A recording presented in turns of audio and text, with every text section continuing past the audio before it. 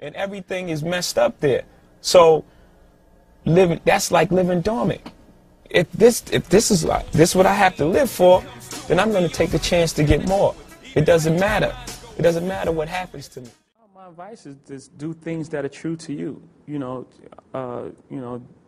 Most things that I'm involved with are extension of being creative. Rockaway is a clothing company. It's part of who you are, and hip hop is your attitude and what you're trying to express, how you dress. I love sports growing up. I grew up in a household where sports was on 24/7.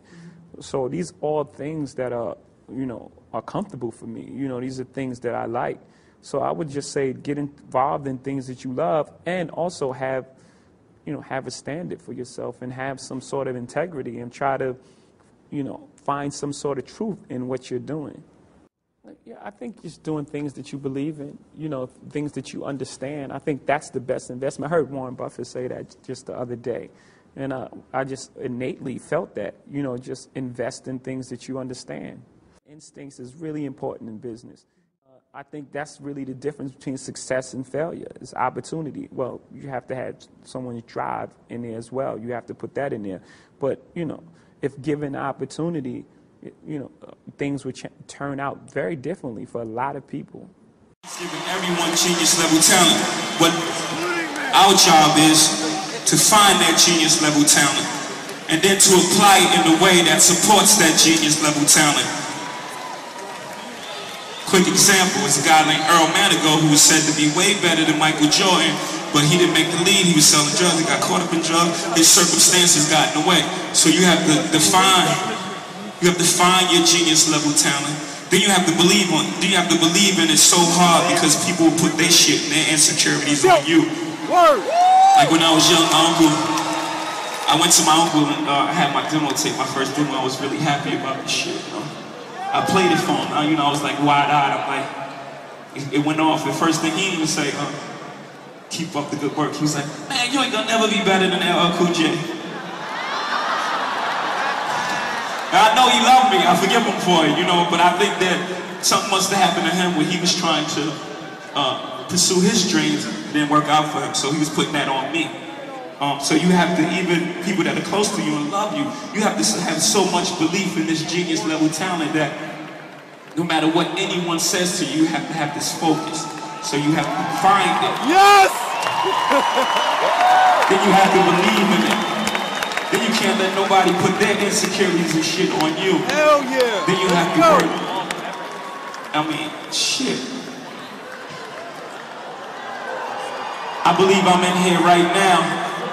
Somebody that will change the world. Or maybe 19,000 people that will change the world. Just believe in your genius level talent. I believe in you. You just gotta keep your mind fresh, slate clear, and you gotta stay forever young.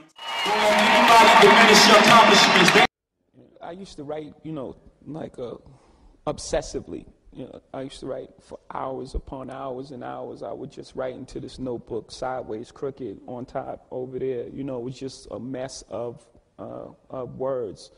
And as I start getting further and further away from that notebook, as I start moving around in the street a bit, I was further removed away from that notebook. So I started these thoughts. I wrote so obsessively that these thoughts would come to me. I would be in the streets and people would be talking to me. I just so I would go into the bodega and I would, buy a quart of water or something, anything, and scribble on a notebook, put it in my pocket until I got back to the notebook and transferred it. But as I got further and further away from that notebook, I had to store it in my mind. So I started memorizing 4 or 5, songs at a time, So it just became normal to. Terrible live performer in the beginning. My first show, I forgot the lyrics. Just to take all those things, make the extraordinary things ordinary, like that should happen all the time. And that's pretty much my goal. We all aspire, we all have the same emotions. No matter who you are, where you're from, we all have the same emotions. We all want to be successful. We all have the same fears of failure. We all have, this feelings of abandonment. We all, want love. Michael Jackson, had Michael Jackson not released an album when he was, music, when he was 8 years old, would he be who he is? Stevie Wonder had the first #1 record. He was 13 or something like that. Was he too young? Like, it's the discipline as well, the discipline to not get caught up in the moment. Music is like stocks too. There's the hot thing of the moment.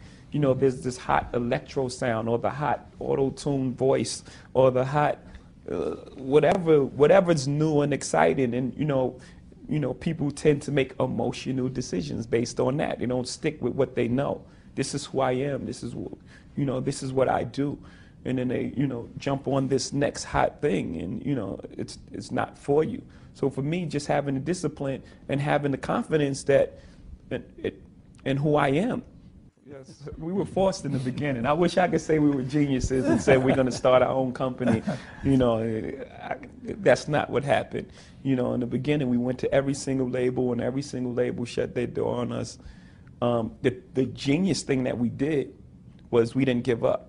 We didn't say, because these guys, we use that what do they know approach. We didn't give up at that point. I think that that was the genius thing we did. We started selling our own CDs, and we built our own buzz, and then the record company came back to us. Push. I mean, if you care about it, right? If you don't care about it, just take the money, keep it, and don't say anything to anybody, and just watch everybody just, do whatever.